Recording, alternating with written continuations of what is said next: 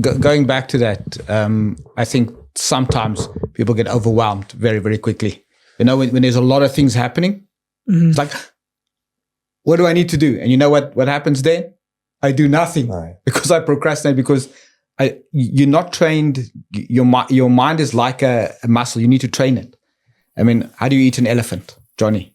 How do you eat an elephant? One piece at a time. Oh, Michael, he was never going to get it. It was too late. He was struggling there. 3 seconds. I was like, did I cook it medium there? Well, here's the thing. I heard this story or this sentence that was really, really good. Because in business, it can be difficult and it can be lonely, all these things. And somebody said, sometimes you think you've been buried. It's a dark place and you think you've been buried. But actually, you've just been planted.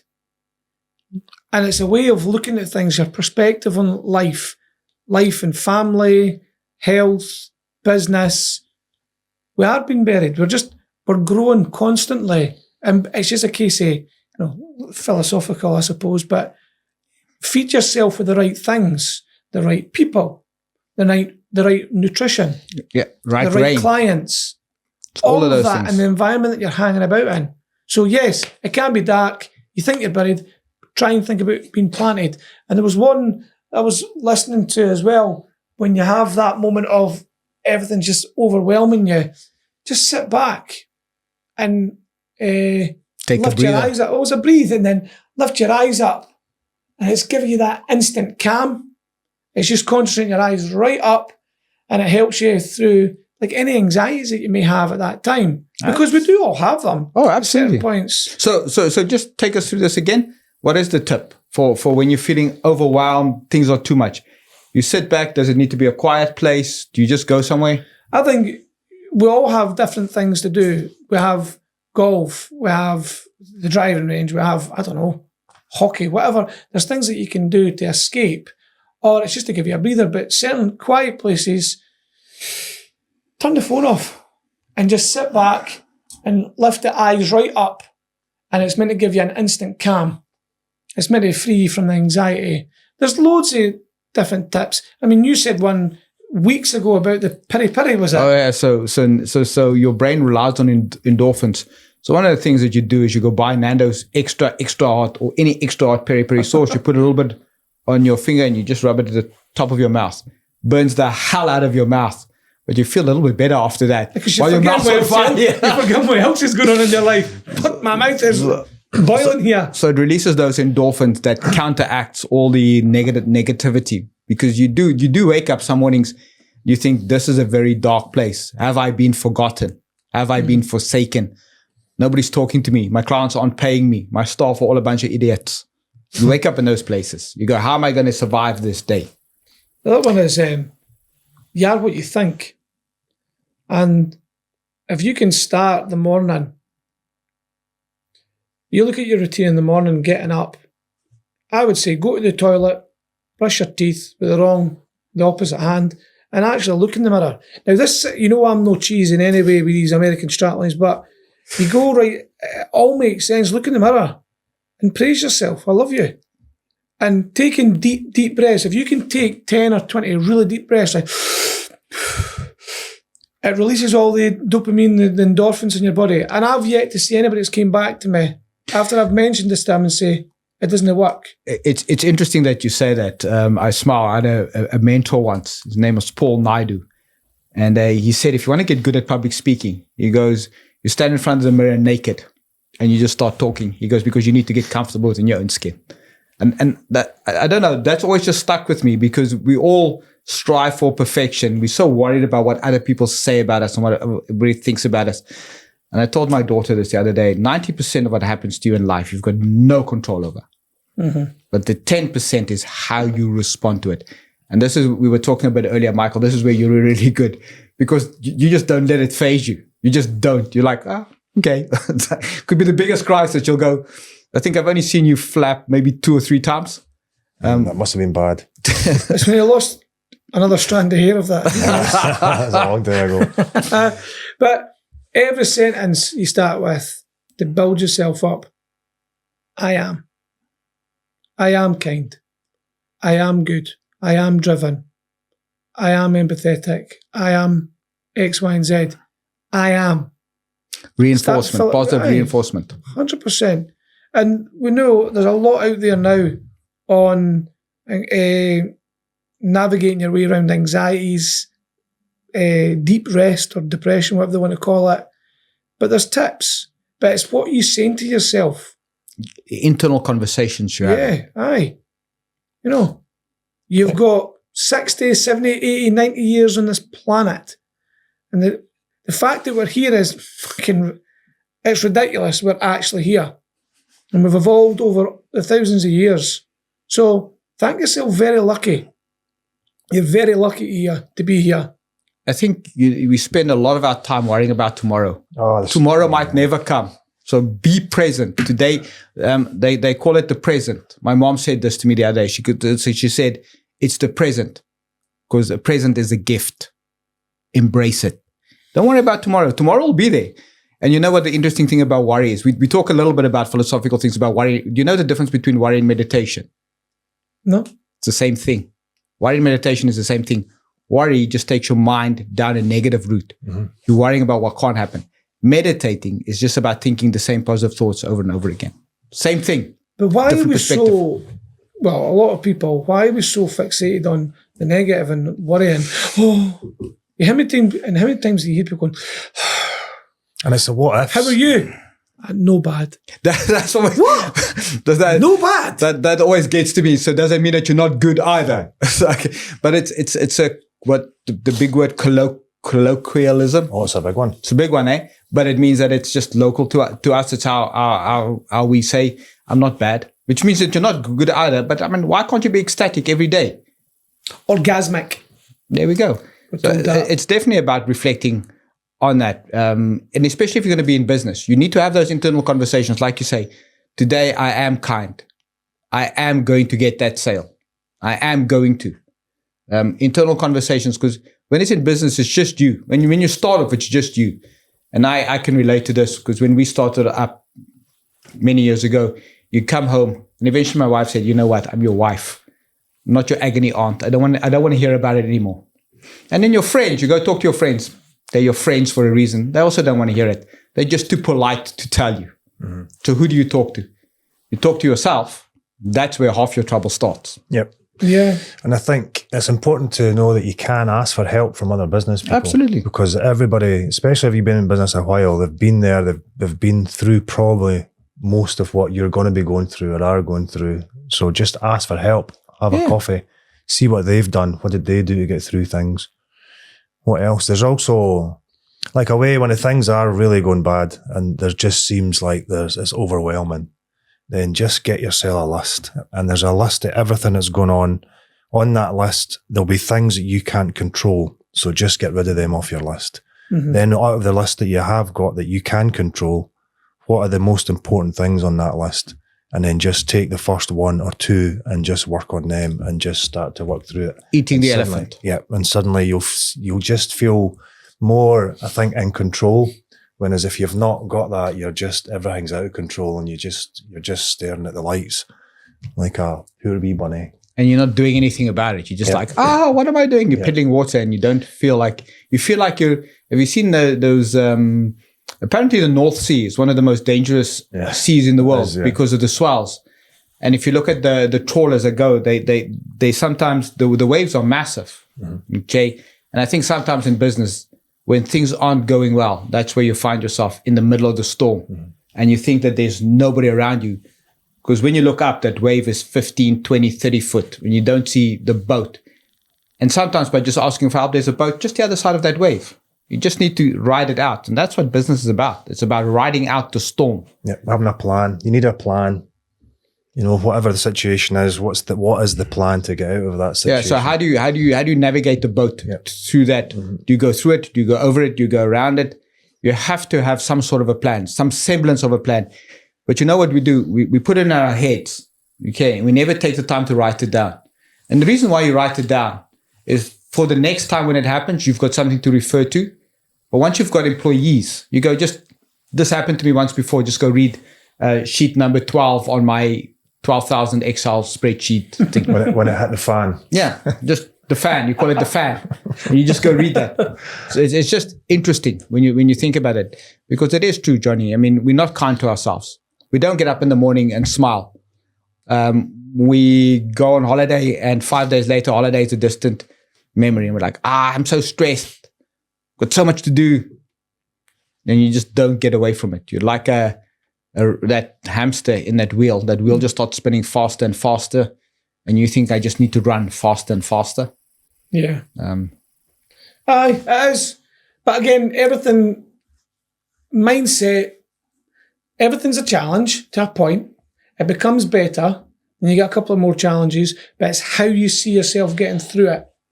Because I am, all these things. And as you said, what do they say?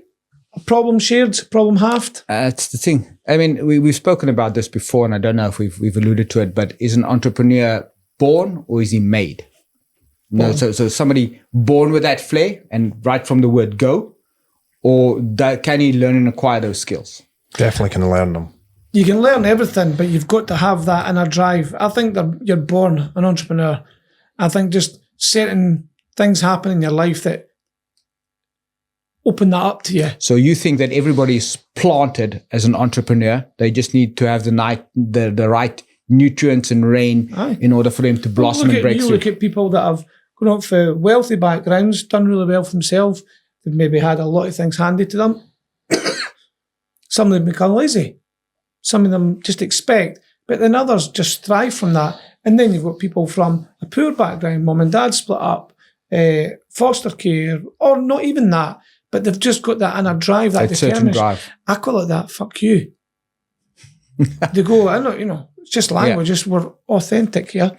So there's no really a huge reason. We've all got an opportunity to do it, but just some people, they talk to somebody, they have a bit of an education, they see something, they go through something, and it just sparks them on the way. And you need a variety of people to do certain things in life. You can't. Can you imagine the world all having entrepreneurs? No, things wouldn't get done. No, you wouldn't have any staff. Well, that's exactly it. So things won't get done. No. All businesses always just stay small. Yeah, exactly. So you need different personalities, different flares, different goals. You need all these. You need people with different attributes. But yes, entrepreneurs, I think there's a small minority out there. I think it boils down to everybody's got the potential for sure, I think. But it's just I think you spoke about before, Vickers, as a risk.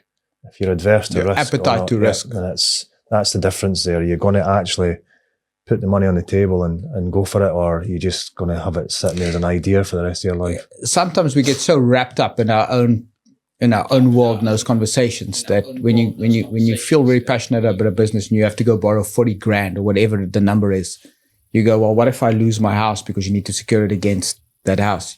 That becomes your limiting factor. It keeps you in change your whole life. Mm-hmm. So if you had to ask 20 entrepreneurs,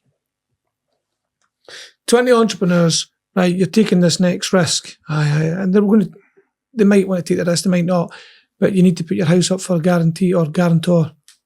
How many people out of the 20 entrepreneurs would actually do it?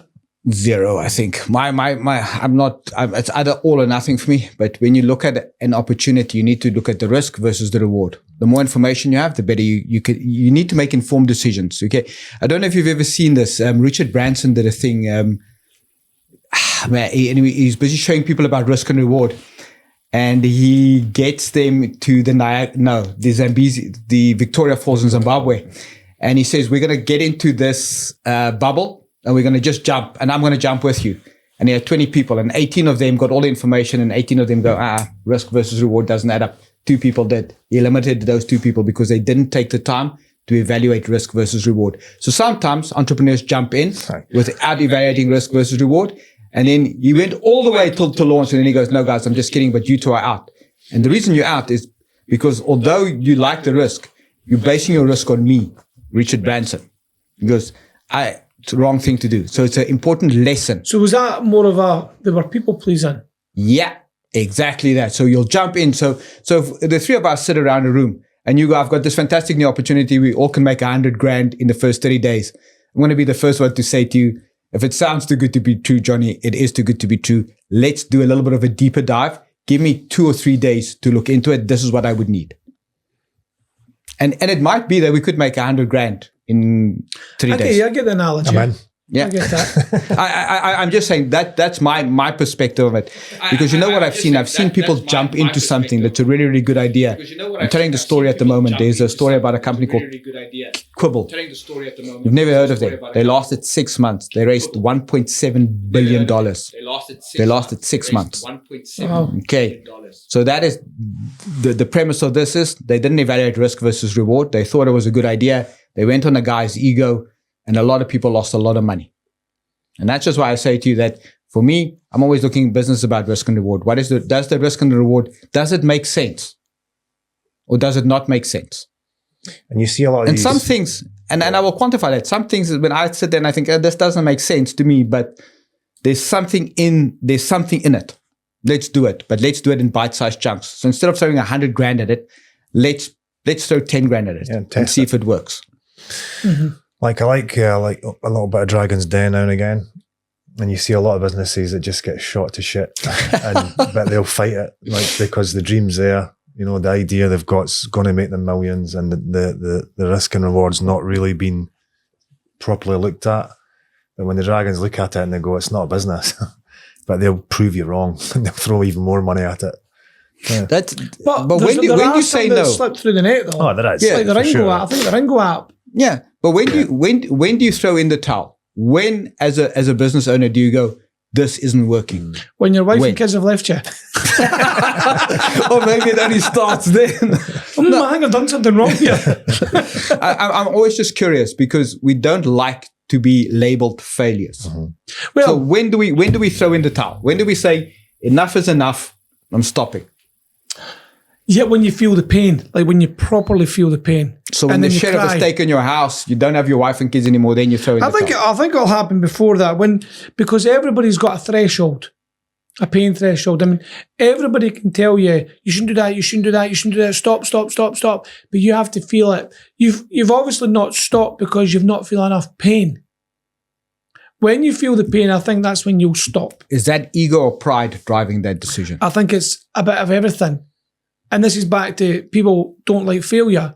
And you look at Americans, they don't call you a success until you've failed like 2 or 3 times. Britain, it's just a little bit different. But I remember my dad said to me years and years ago, don't learn from other people's mistakes. Learn from other people's mistakes, not yourself. And I thought, that's ridiculous. Because you don't feel the pain. You have to go through that journey of pain and anguish and suffering to go, fuck that, I'm not doing that again. Yeah, that's true. You're right. And I will say that to do that, it's a fantastic saying, learn from other people's mistakes. Absolutely great. It's a funny one here. Was it John Bishop, the Liverpudlian comedian? Ah, yeah. Have you ever stood on the wall on a cold winter's day playing football and you've had that mitre dealt of football smack you right in the nuts? It's sore. You don't go back in the wall again, eh? It's exactly when that. When you feel the pain, you go, no. You need to make those mistakes because it's exactly the same in business. You'll talk to a lot of guys and they'll go, I'll do this, I'll do that. And that's your opinion. Okay. But if it doesn't sit well with you, you'll never, ever do it. I can guarantee you that. Doesn't matter what the best guru says. If it doesn't sit well with you. Mm-hmm. And the problem with that is I'm giving you my solution to your problem. And that's ownership. You need to take ownership. And I think that's where we're trying to get to is a little bit of ownership. Talk to as many people, get as many inputs, because it might just spark a different thought pattern, a different idea. Because that Quibbly, they could have rescued themselves from 1.7 billion had they just applied a few basics. I think it's at the very start of the business. You're just excited. You're like, absolutely. This is all great. And then reality starts creeping. You go, That's the hard work stage. You got But there's an inner drive with people, and it gets them over that hurdle. Yep. And then I think it's just that first hurdle you need to get over. When you start business, it's friends and families. Everything you've got. You're doing WhatsApps, your text messages. You're all excited, yes. And then you go, fuck, this is costing me money now. Oh no, how did I get that in? And I go, oh, this is a bit harder. But when you get over that first hill, that's when you go on the journey. That's when it gets a little bit better and tougher, but you become that little bit more resilient because reality kicks in. And I think, basically, alluding to what you said alluded quite a lot. Ooh, that's a big word. I know. It's a nice word.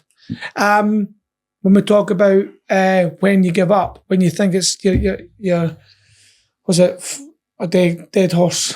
Flogging a dead horse. I think reality sets in and then the pain. And that's when you go, I'm going to have to stop this. Mm-hmm. That's a plan. If you've got, when you're working on, like we were talking about the last episode, forecast. You're looking at that financials and in month 6, you just still at $1,000 and you should be at $5,000. Here's another one, sorry. It just crept in there as well. There's nothing worse, I told you so. But when your mum and dad, your sister, your uncle, your brother, your friends, they're not in business and telling you, oh, that's not going to work, that's not what. Fuck them. Don't listen to them. But you see, when you've got entrepreneurs that are better than you, one, they've been in the game for a lot longer, they're more financially stable, listen to them. It's still an opinion, opinions like a belly button. Absolutely. We've all got them. It's still an opinion, but you need to take a wee moment of reflection and go, why are they saying this? Risk versus reward. Analyze. Yes. But again, I still stick by to my what I said earlier.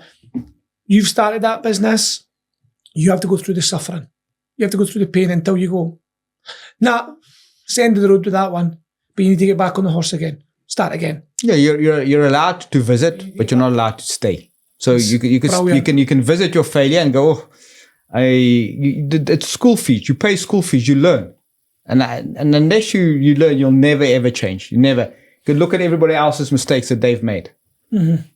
But unless you make those mistakes yourself, you never take responsibility for it. You never take accountability. And that's the first part. You go, I made a wrong judgment call there, or I made the wrong decision there.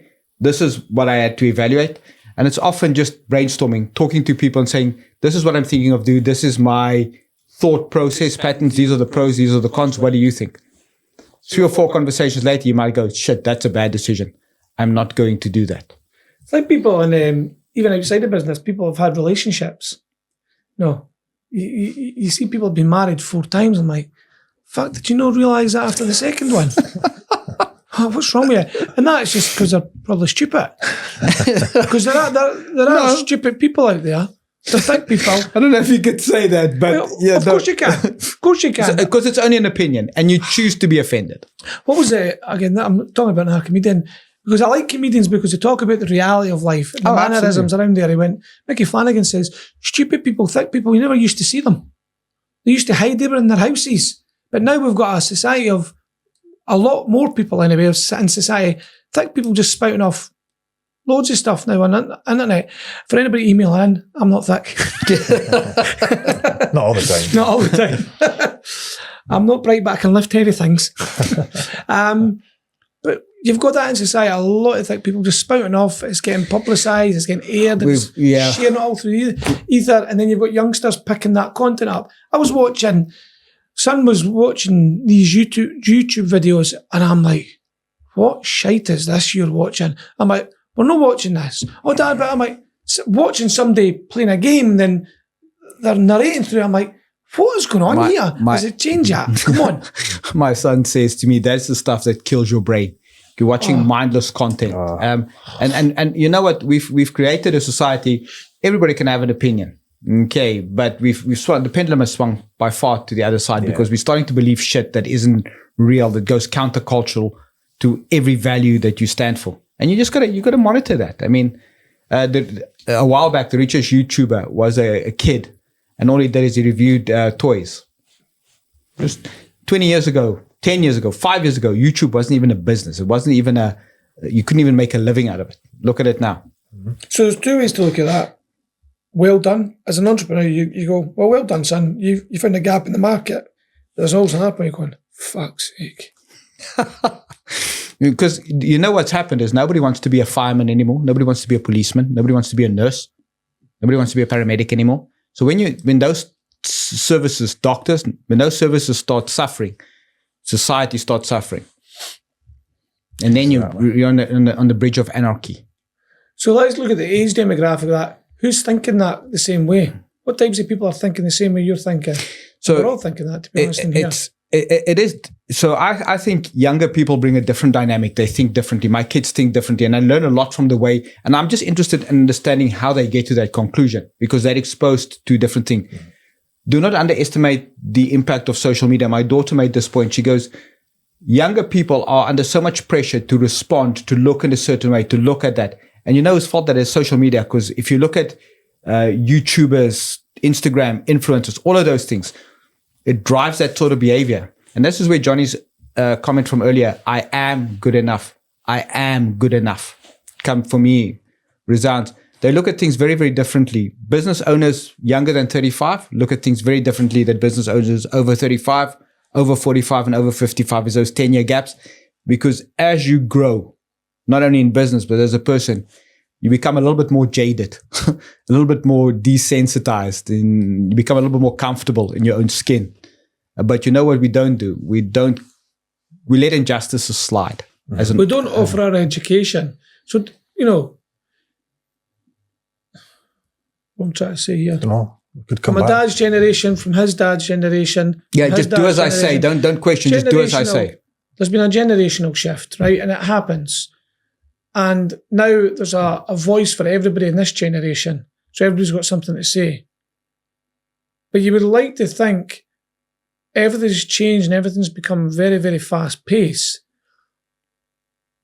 What people are actually trying to make a difference, and I'm sure there's probably lots of people trying to make a difference here, getting into our education system, saying, yes, things have changed, that's how society goes, but can we hold on to some principles and some disciplines? Because I feel that we're lacking in that. And I think it's got a detrimental effect to society.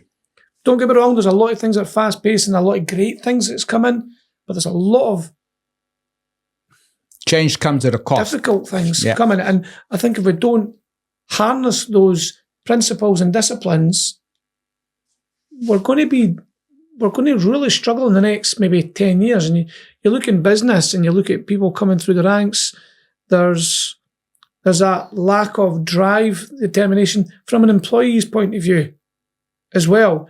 And, you know, everybody's expecting footballers' wages and delivering nothing. They're like, oh, but I want work-life balance. That is brilliant. That's a brilliant. Just tell me what is work-life balance? What does that mean? Well, there's a few ways to look at this, right? So I'm just trying to make sure I'm on the right path here. Work-life balance is great. I believe in work-life balance because I don't succumb to the world order where you get pumped through school, getting taught you've got to do this, you've got to do that, and churning out employees. Yes, we need employees, but we're brainwashed. We generally are brainwashed. I would like to change that a wee bit. You need to have your holidays. You need to be spending some money. You need to rent your house or buy a house, whatever way you want to look at it. You need to enjoy life. But I don't succumb to what they're trying to So, you don't buy into impose on people. Yeah, the imposition. Because how often do you watch the news? Who still watches the news? I don't watch it. Just enlighten our listeners why you don't watch the news. Because it's just a negative. It's all narrated for a certain cause. Sensationalism. No news is good news. There we go. We sell the bad.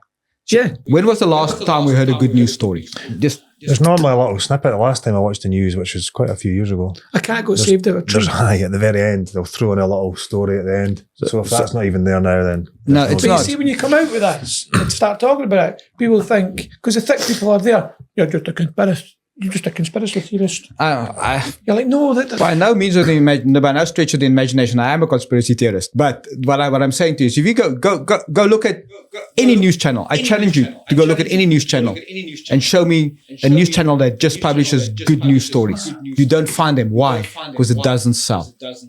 We asked this question earlier. You asked, why do we only remember the negative? This is part of the reason. And fear as well. Control, fear. You know, I'm not going to go down this. I'm not going down this rabbit hole. No, one, we've not got enough time today.